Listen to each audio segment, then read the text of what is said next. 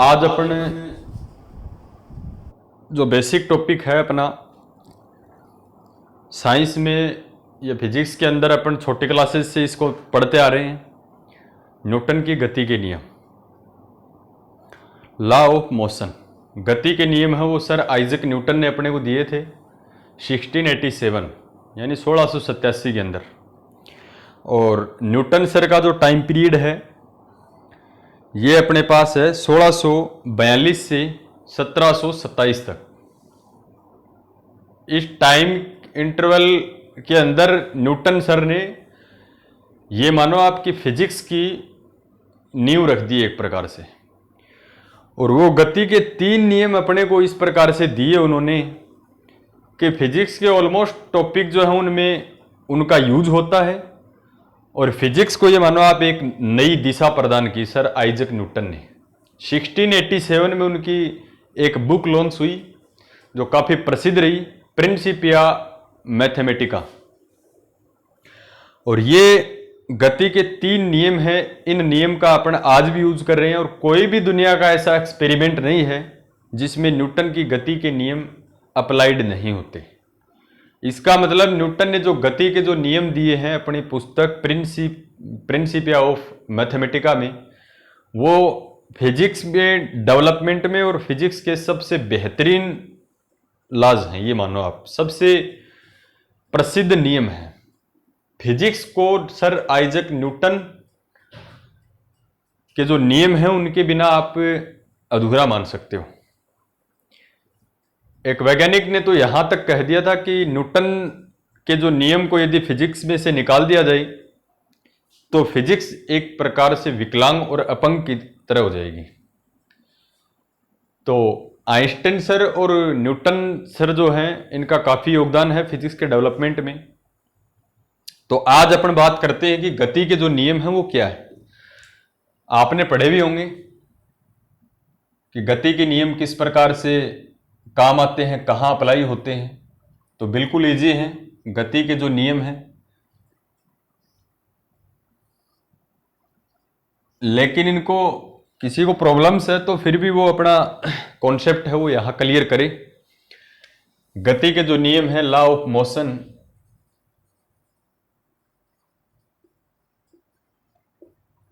काफी इंपॉर्टेंट है। देखो सबसे पहले तो ये देखो कि गति के नियम का जो टाइम पीरियड है ये दिया गया था 1642 से 1727 तक, यानी 1642 के अंदर सर आइजक न्यूटन का जन्म है और 27 के अंदर इनकी डेथ हो गई थी।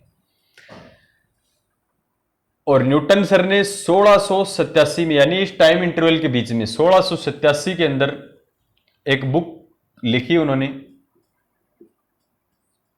और उस बुक का नाम है प्रिंसिपिया, प्रिंसिपल से प्रिंसिपिया और मैथमेटिक्स से मैथमेटिका। इस बुक का नाम है प्रिंसिपिया मैथमेटिका, जिन्होंने ये काफी प्रसिद्ध बुक है।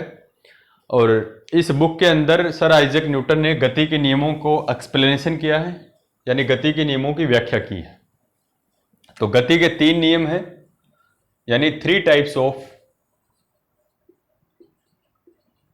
मोशन। और किसके अकॉर्डिंग? न्यूटन सर के अकॉर्डिंग। सबसे पहले अपन बात करते हैं गति का प्रथम नियम। गति का प्रथम नियम, फर्स्ट लॉ ऑफ मोशन। गति के पहला नियम जो है इसमें क्या बताया सर न्यूटन ने कि कोई भी वस्तु, ये कोई वस्तु है ए, यदि ये अपनी जगह स्थिर है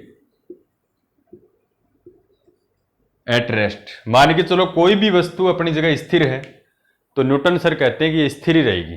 और आज अपन इसको यूज में भी ले रहे हैं और अपन देख भी रहे हैं कि दुनिया की कोई भी वस्तु यदि स्थिर है तो वो स्थिर ही रहेगी। और कब तक रहेगी ये अपने को पता है। और दूसरा मैं पार्ट लेता हूं कोई बी, ये यदि v वेग से यानी एक समान वेग से गतिशील है, एक समान वेग से गतिशील, मूविंग विद यूनिफॉर्म वेलोसिटी,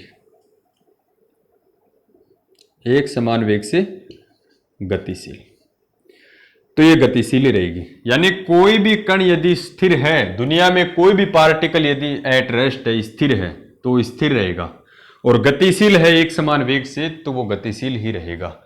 जब तक, कब तक, जब तक बाह्य बल इन दोनों के ऊपर कार्य न करे,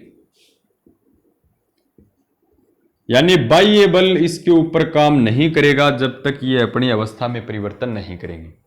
जैसे इसका कोई भी एग्जाम्पल अपन ले सकते हैं कि कोई भी बस ट्रेन खड़ी है एक जगह, तो जब तक उसके ऊपर फोर्स नहीं लगेगा वो अपनी स्थिति या अवस्था में चेंज नहीं करेगा, यानी स्थिर है तो स्थिर रहेगी। और एक समान वेग से यदि कोई गाड़ी चल रही है, वो चलती ही रहेगी जब तक उसके ऊपर बाहर से कोई बल नहीं लगेगा। तो न्यूटन सर ने बड़ा एक्सप्लेन किया इसको अच्छे तरीके से, और लॉ बना दिया। क्या बनाया इसका? यदि कोई कण स्थिर है तो स्थिर ही रहना चाहेगा, और गतिशील है तो गतिशील ही रहना चाहेगा जब तक कोई बाह्य बल उस पर कार्य नहीं करता है।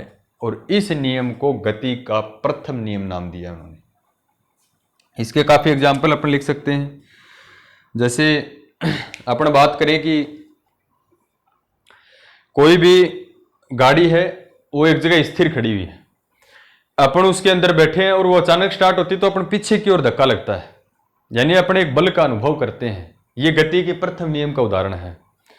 और जैसे ही कोई चलती हुई बस या ट्रेन अचानक रुकती है तो अपन आगे की ओर धकेलते हैं, यानी अपने को आगे की ओर एक बल का अनुभव होता है। तो ये सारे के सारे जो एग्जाम्पल हैं वो गति के प्रथम नियम के एग्जाम्पल हैं। तो गति का फर्स्ट लॉ क्या है? कोई भी कण यदि स्थिर है तो स्थिर रहेगा, और कोई भी कण यदि गतिशील है तो वो गतिशील रहेगा जब तक कोई बाह्य बल यानी बाहर से कोई बल उस पर काम न करे। तो अपने को पता है कि कोई कण यदि अपनी अवस्था में परिवर्तन नहीं करता, कोई भी वस्तु अपनी अवस्था में परिवर्तन का विरोध करती है, तो इसका मतलब उसको अपन बोलते हैं जड़त्व का नियम।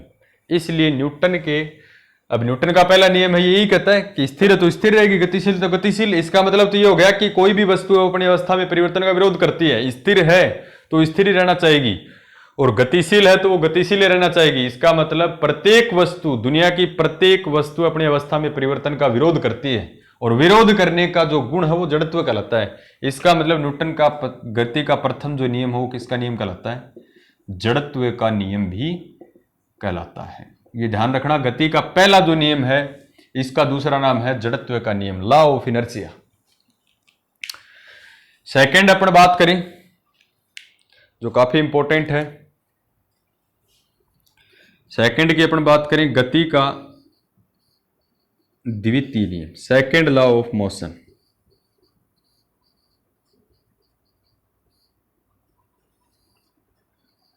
गति का जो द्वितीय नियम है वो क्या कहता है? देखो, ये कहता है कि कोई भी वस्तु के ऊपर जो बल लगता है F, वो संवेग में परिवर्तन की दर के बराबर होता है। संवेग, मोमेंटम P होता है मास इंटू वेलोसिटी, यानी P बराबर mv, द्रव्यमान गुणा वेग। तो ये दूसरा नियम क्या कहता है कि बल जो होता है वो किसके समानुपाती होता है? संवेग में परिवर्तन की दर, यानी force is directly proportional to the rate of change in momentum. यानी बल है वो संवेग में परिवर्तन, संवेग के बराबर नहीं, संवेग में परिवर्तन की दर के बराबर होता है। यानी संवेग का आप अवकलन कीजिए, डिफरेंशिएशन। तो अपन इसको और क्या लिख सकते हैं? बल को लिखते हैं F से, और ये समानुपाती होगा किसके? संवेग में परिवर्तन की दर यानी d/dt, और किस में? संवेग में P।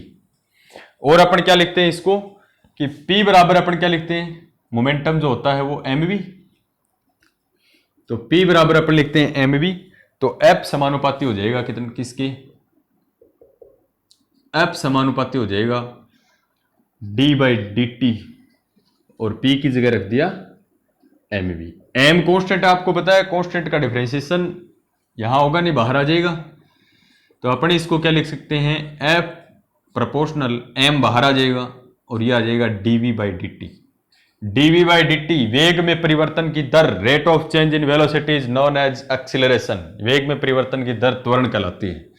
तो यहां से डीवी बाई डी टी जो है वो वेग में परिवर्तन की दर, ये होता है त्वरण, एक्सीलरेशन। तो F प्रोपोर्शनल m, और इसको क्या लिख दिया, a वेक्टर। अब अपने को पता है कि मैथमेटिक्स के अंदर अपन समानुपाती का चिन्ह हटाएं प्रोपोर्शनल का, तो एक कांस्टेंट आता है k, तो k into m a vector. ये गति का दूसरा नियम है। यहां k है, ये क्या है, एक नियतांक है, कांस्टेंट है। इसकी वैल्यू क्या ले लें, 1 न्यूटन पर किलोग्राम मीटर, ऊपर होता है सेकंड स्क्वायर। इस प्रकार से कुछ होता है, क्योंकि k को अपन यहां रखेंगे तो बल का मात्रक है न्यूटन, ये द्रव्यमान का किलोग्राम, और त्वरण का होता है मीटर पर सेकंड स्क्वायर। पर सेकंड स्क्वायर वाला सेकंड स्क्वायर ऊपर चला जाएगा, तो k की वैल्यू है 1। तो ये F इक्वल्स टू, k की वैल्यू 1 रखेंगे तो F equals to m a, जो काफी प्रसिद्ध फॉर्मूला रहा है। F equals to m a, जो न्यूटन की गति का जो द्वितीय नियम कहलाता है, F equals to m a. और बल का मात्रक कौन होता है, न्यूटन,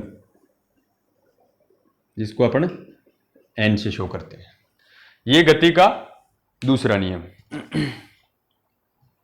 उसके बाद में आता है गति का तीसरा नियम।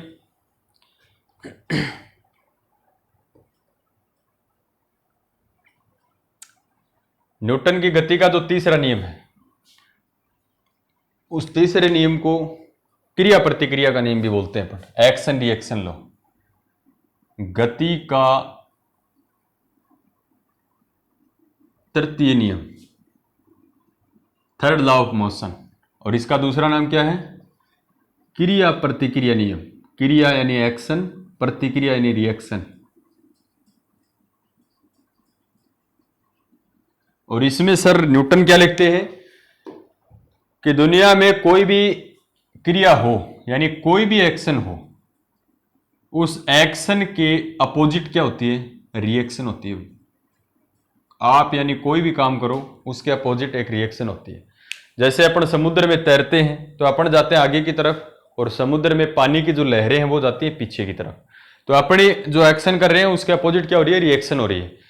ऐसे ही अपन चल रहे हैं जिस डायरेक्शन में, तो चलेंगे तो अपने और जो रोड है, सड़क है, उसके बीच में क्रिया प्रतिक्रिया का नियम लगता है। तो काफी दैनिक जीवन में इसके काफी एग्जाम्पल है।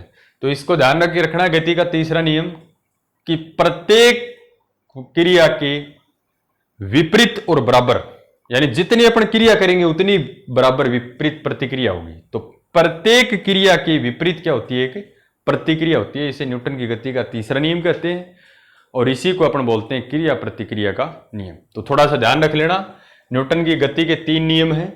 गति का नियम दिया गया 1687 के अंदर, और किस बुक में इसका वर्णन है, प्रिंसिपिया मैथमेटिका के अंदर।